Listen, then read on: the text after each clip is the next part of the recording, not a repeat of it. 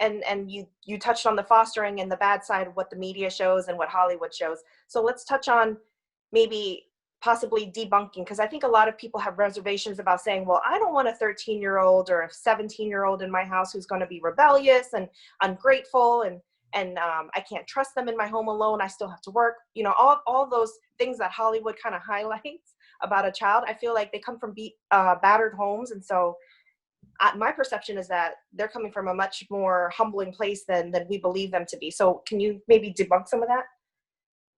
Yeah, and it's also dependent. You're not forced to take any child or a child of a certain age. You can specify that you just want infants or you just want toddlers. Really, we've had kids no older than 9 years old. Mm-hmm. Almost all the children we've had or have are really preschool age. That makes sense in terms of them being in preschool, in terms of the activities we can do with them, in terms Uh-huh. of our schedules. Okay. But like you said, some people may want to take teens, some people may not. Sometimes teens are harder, but I mean, it's not every teen. It's dependent on the Mm-hmm. situation the teens are coming from.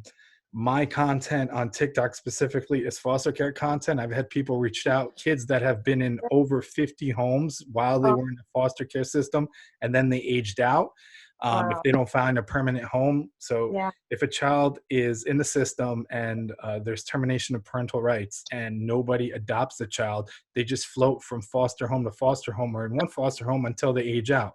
Once they Yeah. age out, the chances of ending up on drugs, human trafficked, Mhm. sexually abused in gangs, things of that nature, go up by like 50 or 60%. So Yeah. it's really a sad statistic. Right. And I don't know too much about it, and this is very old information that I do have, but when they turn 18, is there some sort of government assistance for them to now have their own apartment and have assistance from there? I remember hearing that there's something, but I'm not too 100%, and I'm not sure if you're familiar either. There are, but a lot of the time the kids aren't necessarily made aware of, those different financial and different other situations in terms of housing, in Mhm. terms of therapy, in terms of training.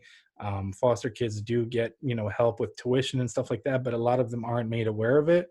So then Mhm. obviously if they feel like they have no help and nobody shows them that they do, they just kind of, disappear and fade away after they age out.